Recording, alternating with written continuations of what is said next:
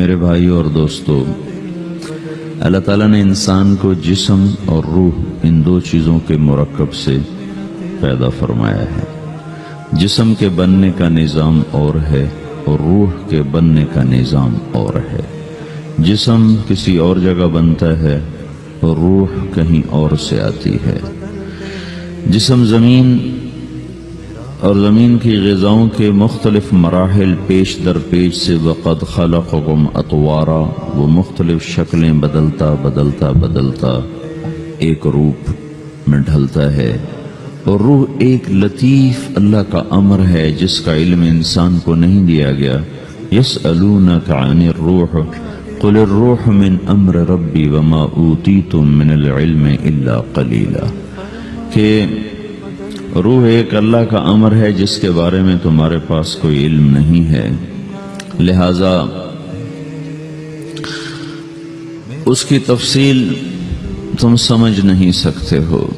روح آسمان سے آتی ہے، جسم زمین میں بنتا ہے، پھر 4 مہینے بعد اللہ اس کو آپس میں جوڑ دیتا ہے، زندگی متحرک ہو جاتی ہے۔ روح ہی کے ساتھ زندگی کی بقا رہتی ہے۔ جب اللہ اس سے واپس نکال لیتا ہے تو سارے ٹائٹل ہٹ کر صرف ایک نام سب کو مل جاتا ہے، اور وہ میت کا ہوتا ہے۔ وہ حضرت مولانا ہو، وہ کوئی ڈاکٹر ہو، بادشاہ ہو، صدر وزیر ہو، سارے اعزاز ٹائٹل ہٹا کر اس پر میت کا لفظ مہر لگ جاتی ہے۔ اس میں سے کیا نکلا ہے؟ ہر چیز تو موجود ہے، اب یہ بولتا کیوں نہیں، اٹھتا کیوں نہیں، چلتا کیوں نہیں؟ اس میں سے روح نکل گئی ہے۔ روح ہمارے جسم کی اصل ہے، اسے نکال دو تو جانوروں کو بھی پتا ہے کہ اب یہ بے جان چیز ہے۔ چیونٹیاں، کیڑے مکوڑے بھی اس کو کھانے لگ جائیں گے، جانور بھی کھانے لگ جائیں گے، زمین بھی اس کو گلانے لگ جائے گی، ہوائیں اس کو متغیر کرنے لگیں گی۔ روح انسان کے اندر ایک چلتا ہوا زندگی کا کارواں ہے۔ اسے جب اللہ واپس بلاتا ہے تو اللہ یتوفی الانفس حین موتها والتی لم تمت فی منامہا۔ موت کیا چیز ہے؟ اس کے 200 جواب ہیں سائنس کی کتابوں میں، اور 200 جواب بذات خود بتا رہے ہیں کہ یہ ایک جواب بھی ٹھیک نہیں ہے، اور قرآن ایک جواب دیتا ہے اور وہی حرف آخر ہے، قل یتوفاکم ملک الموت اللہ یتوفی الانفس حین موتها۔ اللہ ہے جو تمہاری روحوں کو موت کے وقت کھینچ لیتا ہے، تمہارے جسم سے نکال لیتا ہے۔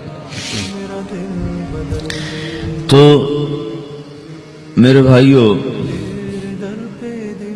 موت کے وقت انسان 2 کیفیت میں ہوتا ہے۔ کچھ لوگوں کی روح ایسے نکل رہی ہوتی ہے کہ ان کے رگ رگ میں وہ پھنس رہی ہوتی ہے۔ وَلَوْ تَرَى اِذْ يَتَوَفَّى الَّذِينَ كَفَرُوا الْمَلَائِكَةُ يَضْرِبُونَ وُجُوهَهُمْ وَأَدْبَارَهُمْ۔ کاش تم دیکھ سکتے وہ منظر جب اللہ کے فرشتے نافرمانوں کی روح کو نکال رہے ہوتے ہیں تو ان کے منہ پہ بھی مارتے ہیں، ان کی کمر پر بھی مارتے ہیں۔ اور اخرجوا انفسکم اليوم، نکالو آج اپنے روحوں اور جانوں، اب تم بچ نہیں سکتے ہو۔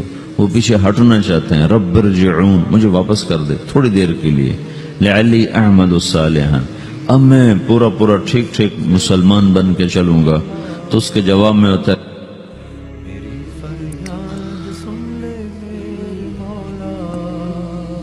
اور حدیث پاک میں آتا ہے کہ ملک الموت اترتا ہے، اس کے ساتھ 4 فرشتے ہوتے ہیں۔ وہ 4 فرشتے آتے اس کی پٹائی شروع کر دیتے ہیں۔ ابھی پرسوں یہ حدیث میں نے پڑھی ابن ماجہ میں کہ ملک الموت کہتا ہے ایتھا النفس الخبیثہ کانت فی الجسد الخبیث، اے خبیث روح جو خبیث جسم میں تھی، اخرج، باہر آؤ۔ اب وہ واپس تو ہو نہیں سکتا، اپنے آپ کو روک تو سکتا نہیں، تو وہ حیران، پریشان، خوف زدہ، تو اس کے جواب میں اس کو ملک الموت کہتا ابشری بحمیم وغساق وآخر من شکلہ ازواج، تیار ہو جا خوفناک عذاب کے لیے اور کھولتے پانیوں کے لیے، کانٹے دار جھاڑیوں کے لیے، اور بے شمار عذاب کی شکلوں کے لیے۔ تو اس کی روح کو جب کھینچتے ہیں تو رگ رگ سے وہ کٹ کٹ کے نکلتی ہے، تو سارا وجود زیر و زبر ہوتا ہے، سکرات کا درد ساری دنیا کے دردوں پر حاوی ہے۔ جب اس کی روح نکلتی ہے اور اس کو لے کر آسمان پر چلتے ہیں تو دروازے پر پہنچتے ہیں تو اندر سے فرشتے پوچھتے ہیں کون ہے؟ کہتے ہیں فلاں فلاں کا بیٹا ہے۔ کا نفس خبیثہ فی الجسد الخبیث، یہ تو وہی بدماش ہے جو بدماش جسم میں تھا، یہ وہ بدبخت روح ہے جو بدبخت جسم میں تھی، اس کے لیے آسمان کے دروازے نہیں کھول سکتے، اسے واپس کر دیا جائے۔ تو آسمان کے دروازے لا تفتح لهم ابواب السماء ولا يدخلون الجنة حتى يلج الجمل في سم الخياط، کہ ان کے لیے آسمان کے دروازے نہیں کھلیں گے اور ان کے لیے جنت کے دروازے نہیں کھلیں گے، پھر یہ وہاں سے نیچے گرائے جاتے ہیں جو اللہ کا قید خانہ ہے سجین۔ وما ادراک ما سجین کتاب مرقوم، وہ تمہیں خبر نہیں کہ وہ کیا خوفناک قید خانہ ہے جو اللہ تعالیٰ نے بنایا ہے، اسے وہاں دھکیل دیا جاتا ہے۔ پھر قیامت تک اس کے لیے انتظار کی گھڑیاں ہیں اور عذاب کی شدت ہے۔ اور جب کوئی نیک آدمی اللہ تعالیٰ کے دربار میں جانے کا اس کا وقت آتا ہے تو اللہ تبارک و تعالیٰ فرماتے ہیں ان الذین قالوا ربنا اللہ ثم استقاموا تتنزل علیہم الملائکۃ الا تخافوا ولا تحزنوا وابشروا بالجنة التي كنتم توعدون نحن اولیاؤکم فی الحیاة الدنیا وفی الآخرة ولکم فیہا ما تشتہی انفسکم ولکم فیہا ما تدعون نزل من غفور الرحیم۔ جب کوئی نیک مرد عورت کے جانے کا وقت آتا ہے تو اس کے لیے بھی فرشتے آتے ہیں اور آ کر اس کو خوشخبری دیتے ہیں اور آ کر اس کو تسلی دیتے ہیں کہ آپ غم نہ کریں، پیچھے والے بھی آپ کو مل جائیں گے، آپ خوف نہ کریں، آگے ساری منزلیں آپ کے لیے آسان ہیں، آپ کے لیے جنت بھی تیار ہے، رب بھی مہربان ہے۔ اور حدیث پاک میں آتا ہے کہ ملک الموت اور 4 فرشتے آتے ہیں، وہ 4 فرشتے اس کو سہلاتے ہیں، دباتے ہیں کہ موت کا درد اسے محسوس نہ ہو، اور ملک الموت فرماتے ہیں ایتھا النفس الحمیدہ کانت فی الجسد الحمید اخرجی، اے نیک روح جو نیک جسم میں تھی باہر آؤ، کیا کرو؟ وَأَبْشِرِي بِرَوْحٍ وَرَيْحَانٍ وَرَبٍّ رَاضٍ عَنْكِ غَيْرِ غَضْبَانٍ، آپ کو بشارت ہو آپ کے لیے جنت تیار ہو چکی ہے اور وہاں کی ساری نعمتیں آپ کے لیے میسر ہو چکی ہیں اور اللہ آپ پہ راضی ہو چکا ہے اور اللہ آپ پہ خوش ہو چکا ہے۔ اس پر اس کی روح کو نکالا جاتا ہے، پھر سارے فرشتے اس کو استقبال کے ساتھ جب آسمان پر لے جاتے ہیں تو اندر سے پوچھتے ہیں کون ہے؟ کہ فلاں فلاں کا بیٹا، فلاں فلاں کی بیٹی۔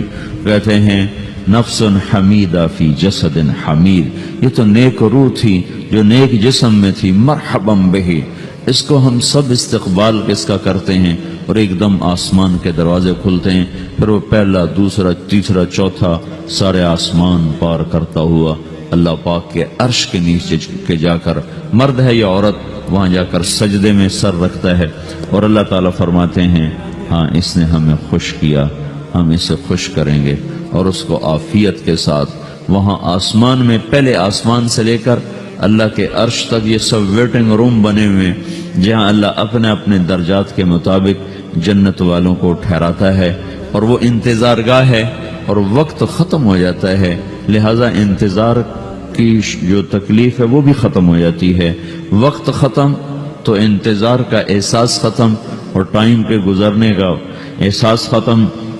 تو جیسے اصحاب کہف کو اللہ نے غار میں داخل کر کے تو غار کے اندر سے وقت کو نکال کے باہر پھینک دیا، باہر 300 سال گزرے، اندر آدھا ہی دن گزرا تھا۔ وہ جب اٹھے تو وہ 25 برس کا نوجوان 325 سال کا ہو کے نہیں اٹھا، وہ 25 سال کی عمر میں اٹھا ہے، نہ ناخن بڑا ہے، نہ مونچھیں بڑی ہیں، نہ ان کی داڑیاں لمبی ہوئی ہیں، چونکہ تو زندہ تھے، مر نہیں گئے تھے، تو زندہ کے تو بال بھی بڑھتے ہیں، ناخن بھی بڑھتے ہیں، لیکن وہ اس طرح اٹھے کہ 300 برس گزر گئے اور 25 برس کا نوجوان 25 سال کی عمر میں اٹھا ہے، 20 برس کا 20 برس کی عمر میں اٹھا ہے، اور وہ کہنے لگے کم لبثنا، بھائی کتنا ٹھہرے ہیں؟ کہ یومن او بعض یومن، لگتا ہے کوئی دن آدھا دن ٹھہرے ہیں۔ وہ صحیح کہہ رہے تھے، باہر اللہ تعالیٰ نے وقت کی گھڑی کو چلائے رکھا اور اندر غار میں اس کو سوئچ آف کر دیا، نکال دیا، یہاں وقت کو داخل نہیں ہونے دیا، تو وقت کے گزرنے سے جو بھی اثرات مرتب ہوتے ہیں وہ ان پر مرتب نہیں ہوئے، تو وہ آدھے ہی دن کے بعد اٹھے ہیں، باہر 300 سال، اندر آدھا دن. یہی کچھ اللہ تبارک و تعالی برزخ میں کر دیتا ہے، وقت کو ختم کر دیتا ہے، گزرنے کا احساس نہیں ہوتا ہے. تو اس طرح میرے عزیزو، یہ دو موتیں ہر انسان دیکھتا ہے. جب وہ جنت کے فرشتوں کا استقبال دیکھتا ہے یا جہنم کے فرشتوں کی مار اور پٹائی کو سہتا ہے. رابعہ بصری رحمت اللہ علیہ کا انتقال ہونے لگا تو انہوں نے رات کو فوت ہوئی تو انہوں نے اپنی خادمہ کو بلا کے فرمایا کہ کسی کو بتانا نہیں، جب میں مر جاؤں تو پڑوس میں 2-4 کو بلا کر نا میرا جنازہ پڑھوا دینا، اور جس کرتے میں تہجد پڑھتی تھی وہی میرا کفن بنا دینا، اور صبح بے شک لوگوں کو بتا دینا، میرے مرنے کے بعد میری میت کو رکھنا نہیں، فوراً دبا دینا. تو جب ان کا انتقال ہوا تو انہوں نے پڑوس کے 2-4-10-20 آدمی بلائے اور ان کو تدفین تجہیز سب کچھ ہو گئی. صبح شور مچا کہ وہ رابعہ بصری کا انتقال ہو گیا. تو اگلے دن وہ خواب میں اس خادمہ کو ملی اور کہا بیٹی تیری بڑی مہربانی، تو نے میری وصیت کے مطابق عمل کیا. اس نے دیکھا کہ انہوں نے ایک خوبصورت سبز لباس پہنا ہوا ہے. تو وہ فرمانے لگی، انہوں نے سوال کیا کہ آپ کے ساتھ قبر میں کیا ہوا؟ تو وہ کہنے لگی کہ میرے پاس منکر نکیر آئے تھے اور مجھ سے کہنے لگے من رب کی، تیرا رب کون ہے؟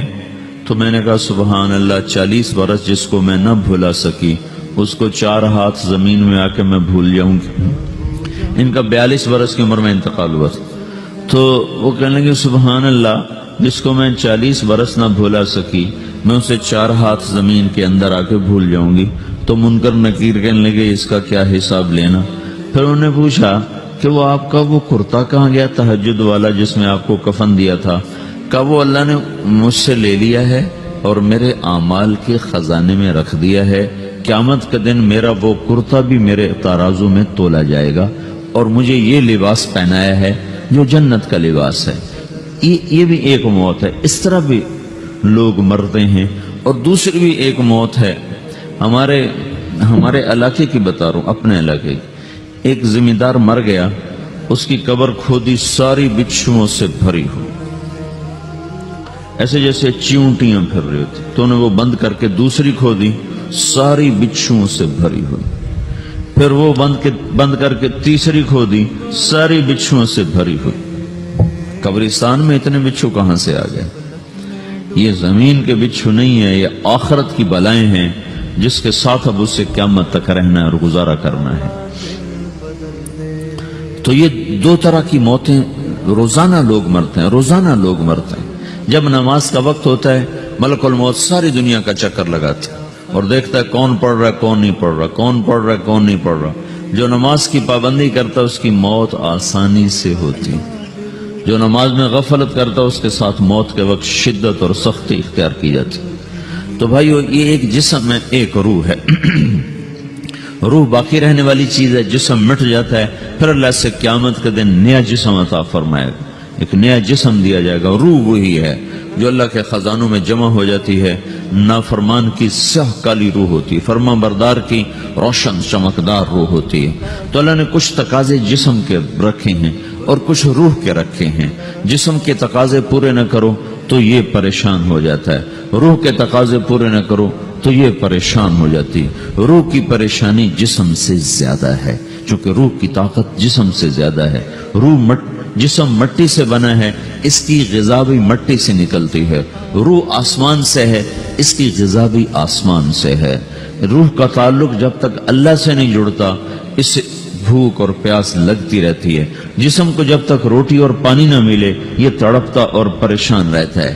جیسے اللہ تعالیٰ نے ہمارے جسم میں روٹی اور پانی کی طلب کو بے ساختہ رکھ دیا ہے. میں بیان کے دوران بھی پانی پی رہا ہوں، آپ دیکھ رہے ہیں کہ میرا حلق سوکھ جاتا ہے، مجھے طلب محسوس ہوتی ہے پانی. حلق سوکھتا ہے پانی کی طرف بھاگتے ہیں، بھوک لگتی ہم روٹی کی طرف بھاگتے ہیں. یہ ایک ایسا اندر میں آٹومیٹک سسٹم ہے کہ ہم اس کو آف نہیں کر سکتے. یہ سوتے سوتے بھی بھوک کی وجہ سے آنکھ کھل جاتی، سوتے سوتے پیاس کی وجہ سے آنکھ کھل جاتی ہے. یہ ایسا خود اللہ تعالیٰ نے ساختہ نظام بنایا ہے کہ آپ اپنے جسم میں روٹی اور پانی کی طلب کو نہیں نکال سکتے. میرے عزیزو، ٹھیک اسی طرح اللہ نے انسانی روح میں اپنی طلب رکھ دی ہے. اور اپنے رسول کی طلب رکھ دی ہے۔ یہ دو طلب ایسی ہیں کہ یہ آپ کے جسم روح سے نکل نہیں سکتی۔ جیسے بھوکا روٹی نہ کھا لے، پیاسا پانی نہ پی لے، اسے چین نہیں آ سکتا، وہ روح جو اللہ اور اس کے رسول سے نا آشنا ہے، جب تک وہ وہاں تک پہنچ نہیں جاتی اسے چین نہیں آ سکتا، اس کا اندر پریشان رہے گا۔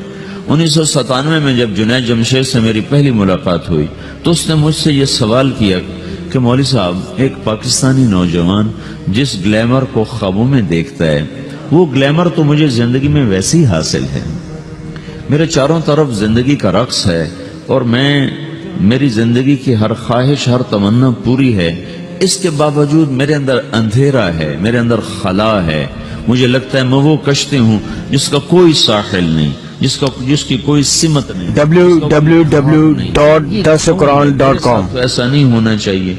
ایک عام لڑکا تو کہتا ہے ہائے کاش یہ ہوتا، اس کو وہ نہیں ہو رہا تو پھر وہ پریشان ہے، ہائے یہ ہوتا، ہائے وہ ہوتا۔ تو میں تو ہائے نہیں کرتا ہوں، میری تو ہر لذت اور خواہش میرے سامنے تشتری میں سجا کے پیش کی جا رہی، میں کیوں ایسا کر رہا ہوں؟ میں ہائے ہائے کیوں کر رہا ہوں؟ میرا اندر ویران کیوں ہے؟ میرے اندر میں خلا کیوں ہے؟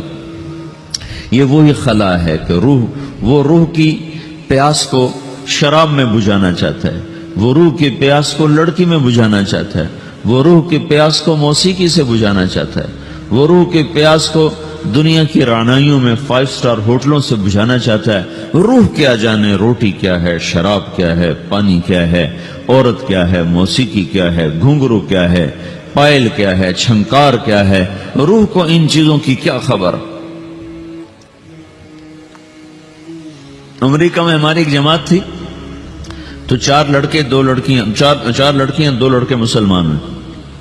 تو ایک لڑکے کا نام رکھا تھا ابراہیم، اور اس کو جب پڑھایا نا کلمہ، انہوں نے کہا ہائے، انہوں نے کہا ہائے، اور دونوں ہاتھ یہاں رکھے سینے پر، دل پر، کہا ہائے۔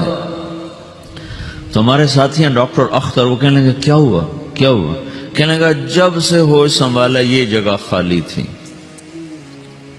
یہ تیرے کلمہ پڑھانے پر بھر گئی ہے کہ میری خوشی سے ہائے نکل گئی۔ یہ جگہ خالی رہے گی، یہاں شراب نہیں پہنچ سکتی، یہاں نغمہ اور موسیقی نہیں پہنچ سکتی، یہاں تالے لگے ہوئے ہیں، یہاں تک کوئی آواز نہیں جا سکتی۔ دل کے تاروں پر ایک ہی نغمہ چڑھ سکتا ہے، اور وہ اللہ کی یاد کا ہے، اور اللہ کی محبت کا ہے، اور اللہ کے رسول کی محبت کا ہے۔ باقی کوئی مضراب ایسا نہیں جو ان تاروں کو چھیڑ سکے، باقی کوئی چیز، آواز ایسی نہیں جو دل کی دنیا پر جا کر دستک دے سکے۔ یہاں بند دروازے ہیں، یہاں صرف اللہ پہنچے گا، اللہ کے رسول کا تعلق پہنچے گا، باقی کوئی چیز یہاں نہیں جا سکتی۔